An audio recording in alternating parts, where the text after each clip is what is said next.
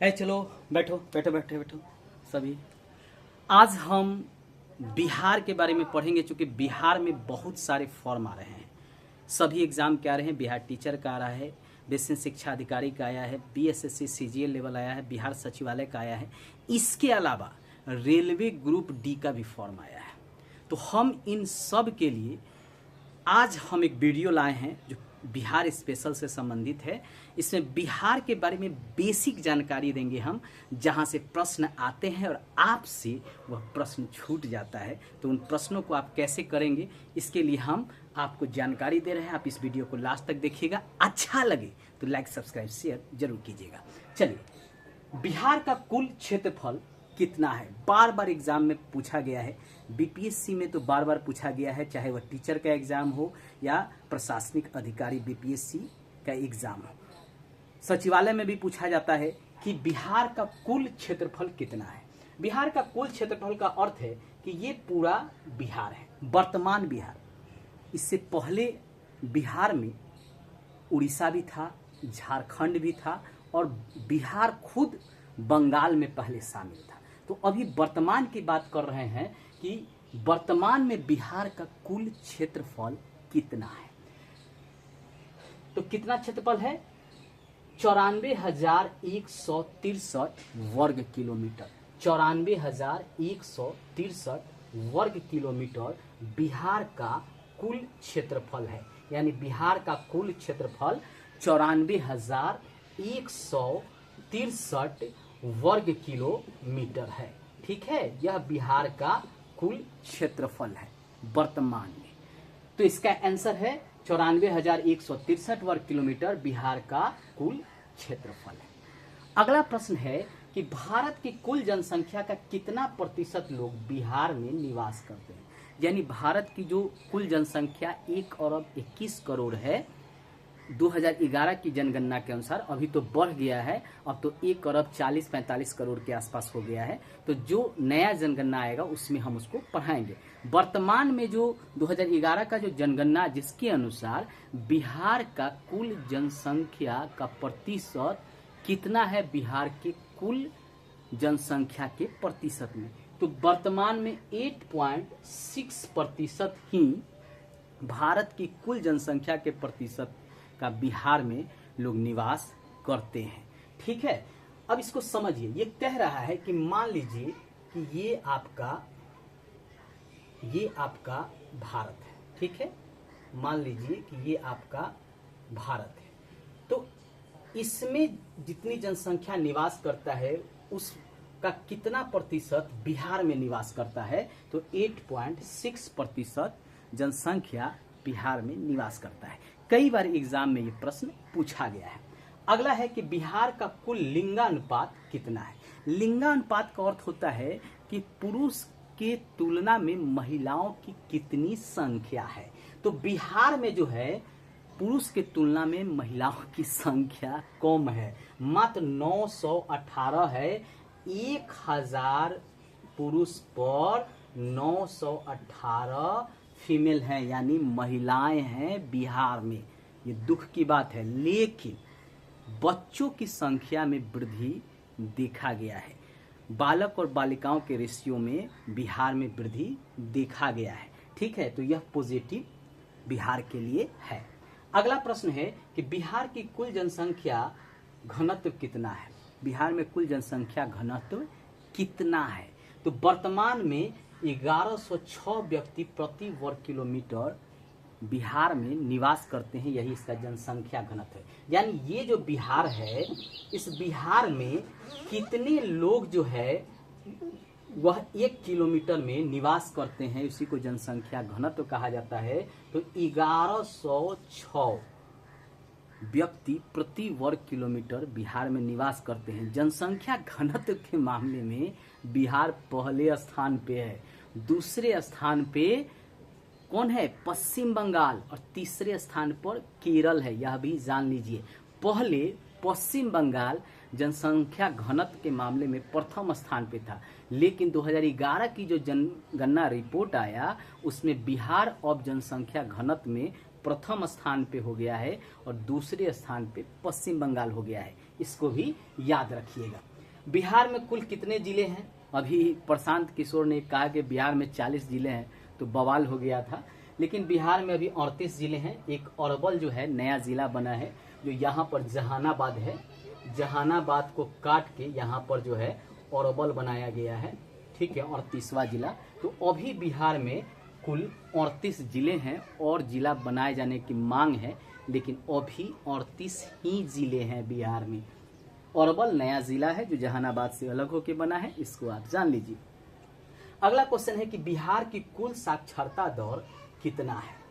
साक्षरता, literacy report, यानी बिहार में कितना लोग पढ़े लिखे हैं, शिक्षित हैं, इसी को साक्षरता कहते हैं। तो मात्र बिहार में 61.8% लोग ही साक्षर हैं। साक्षरता में बिहार 2011 की जनगणना के अनुसार सबसे नीचे पायदान पे है। कारण है कि बिहार में शिक्षा पे कम ध्यान आज़ादी के बाद दिया गया था, लेकिन धीरे धीरे लोगों को पता चला कि शिक्षित होना जरूरी है, तब उन्होंने क्या किया, साक्षरता पर बल दिया। तो बिहार की साक्षरता बढ़ा है पहले की अपेक्षा, ये बात जान लीजिए। लेकिन अभी भी जितने भी राज्य हैं भारत में या केंद्र शासित क्षेत्र हैं, उन सभी में बिहार का स्थान साक्षरता में सबसे नीचे है। याद रखिएगा, मात्र बिहार में 61.8% लोग ही शिक्षित हैं। एग्जाम में बार बार ये सब प्रश्न पूछे जाते हैं। अब ये तो है कुल साक्षरता बिहार की। अब इसमें महिला और पुरुष की साक्षरता क्या है, तो यह भी जान लीजिए। पुरुष की साक्षरता बिहार में मात्र 71.2% है। 71.2% लोग ही बिहार में साक्षर हैं। और सबसे ज्यादा साक्षरता पुरुष का रोहतास में है। पटना लगा के नहीं आइएगा, रोहतास में सबसे ज्यादा साक्षर है। कितना साक्षर है वहां का प्रतिशत, ये बता दीजिए पुरुष का। महिला में, फीमेल में मात्र 51.5% लोग ही साक्षर है। और रोहतास में ही सबसे ज्यादा महिलाओं की भी साक्षरता है, यह भी जान लीजिए। तो महिला और पुरुष दोनों साक्षरता बता दिए आपको। बिहार में कुल साक्षरता कितना है यह भी बता दिए। ये सब 2011 की जनगणना के अनुसार है। अभी जनगणना रिपोर्ट नया नहीं जारी किया गया है, ठीक है। जब जारी होगा तो उसके बारे में भी हम डिटेल से पढ़ाएंगे। अभी बिहार में जितने भी एग्जाम है उसमें जनगणना से संबंधित प्रश्न जो भी आएगा या बिहार से रिलेटिव, वह 2011 की जनगणना से आएगा, इसको याद रखिएगा। अगला है कि मौर्य एवं गुप्त काल में बिहार को किस नाम से जाना जाता था? बहुत अच्छा प्रश्न है, पूछा है। बिहार के जितने भी एग्जाम है कि मौर्य काल में और गुप्त काल में बिहार को किस नाम से जाना जाता था, तो मगध के नाम से जाना जाता था। किस नाम से जाना जाता था? मगध के नाम से जाना जाता था, याद रखिएगा। आइए कुछ और प्रश्नों को हम करते हैं। अगला प्रश्न है कि बिहार का गठन कब किया गया था? तो याद रखिएगा 22 मार्च 1912 को बंगाल से अलग करके बिहार का गठन किया गया था। और उस समय बिहार में उड़ीसा और झारखंड, जो अभी बिहार से अलग है, वह भी शामिल था। अब बिहार को अलग करके, बंगाल से अलग करके बिहार को शामिल किया गया। देखिए, ये जो भारत है इसमें ये पूरा क्षेत्र जो था यह था बंगाल। क्या था? बंगाल, ठीक है। इतना बड़ा बंगाल था। उसमें पश्चिम बंगाल, असम, बिहार, झारखंड, उड़ीसा और बांग्लादेश सभी मिलाकर बंगाल था। तो बंगाल से अलग बिहार को किया गया 22 मार्च 1912 में। और यह जो अलग किया गया, इसके पीछे का कारण था कि जो बिहार के लोग थे उन्होंने बंगाल से अपने को अलग करने की मांग तेज किया। तो ब्रिटिश सरकार ने देखते हुए उनको भाषा के आधार पर उस समय अलग कर दिया गया। लेकिन कहा गया कि प्रशासनिक कारण से बंगाल से बिहार को अलग किया जाता है। लेकिन पीछे का कारण था कि भाषा की लड़ाई थी, बांग्ला बनाम बिहारी भाषा, और इसको लेके इसको अलग किया गया था। 1935 का जो भारत शासन अधिनियम है उसके तहत इसको मान्यता भी दिया गया था। अगला है पटना ये है पटना की स्थापना 1541 में किसके द्वारा किया गया, जो वर्तमान में बिहार की राजधानी है। देखिए, शेर शाह सूरी जो बिहार में उसके पिता को जागीर मिला था सासाराम का, ठीक है, जौनपुर के अंतर्गत सासाराम का क्षेत्र जो है वह मिला था शेर शाह सूरी के पिता को जागीर के रूप में। शेर शाह सूरी धीरे धीरे जो है अपना एक सैनिक के रूप में अपना शासन शुरू किया। पहले वह मुगल जो बादशाह थे बाबर, उनके यहाँ सेना के रूप में शामिल हुआ। उसके बाद धीरे धीरे करते करते इसने क्या किया कि हुमायूं को हराकर और गद्दी प्राप्त कर लिया। किसका? दिल्ली की गद्दी प्राप्त कर लिया।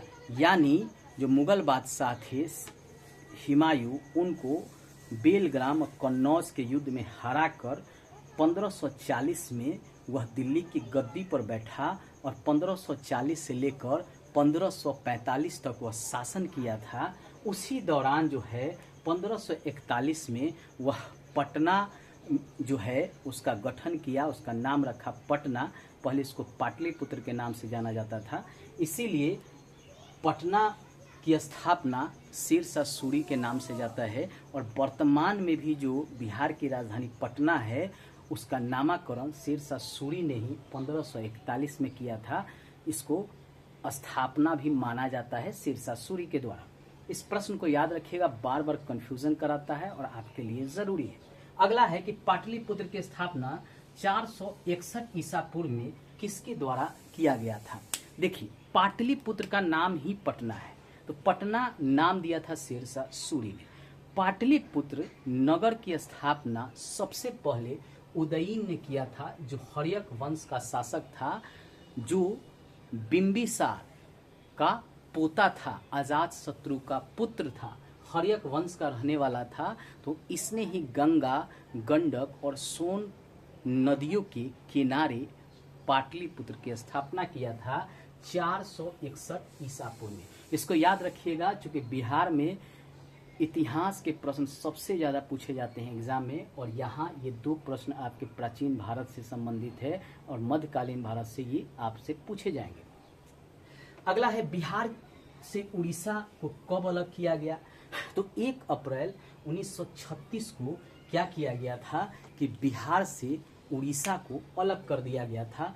बंगाली भाषा और बिहारी भाषा पर बिहार का अलग, अब उड़िया भाषा और बिहारी भाषा के आधार पर ये उड़ीसा को भी 1936 में अलग कर दिया गया था।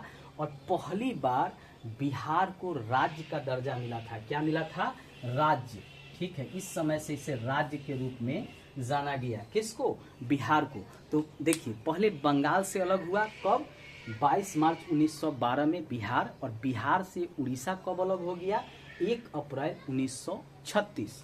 अगला है कि बिहार से झारखंड कब अलग हो गया। तो 15 नवंबर 2000 को बिहार से झारखंड जो है वह अलग हो गया था, क्योंकि बिहार में ही पहले झारखंड था। ये नीचे वाला जो भाग है वह झारखंड था, तो इसको अलग कर दिया गया 15 नवंबर 2000 को।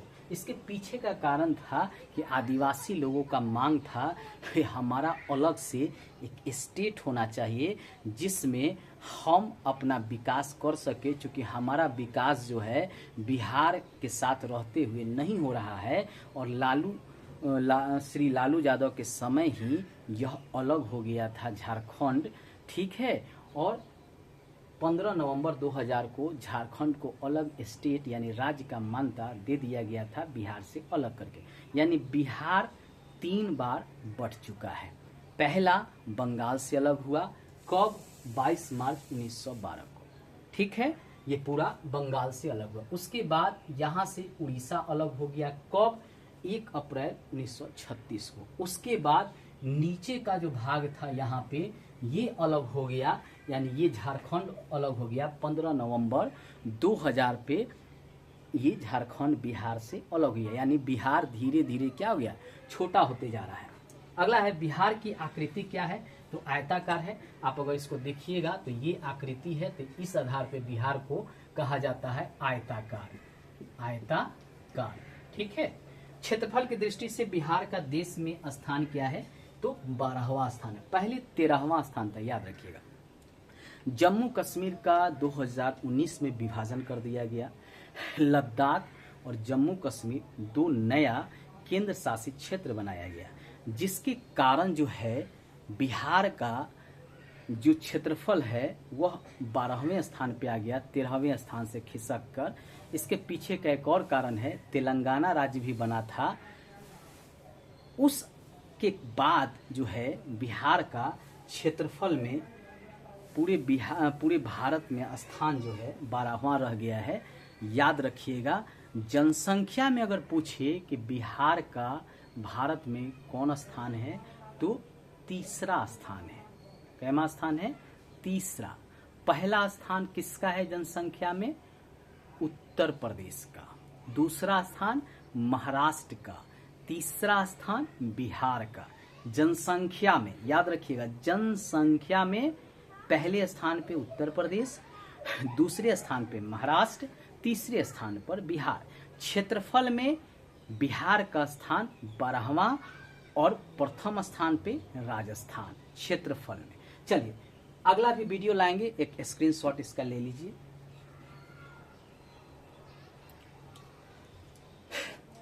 दोस्तों, अगर मेरा प्रयास अच्छा लग रहा तो मेरे चैनल सर्वत्र एकेडमी को लाइक, सब्सक्राइब, शेयर जरूर कर दीजिएगा। मैं प्रत्येक दिन प्रश्न उत्तर के रूप में वीडियो आपके सामने लेकर आऊँगा। धन्यवाद।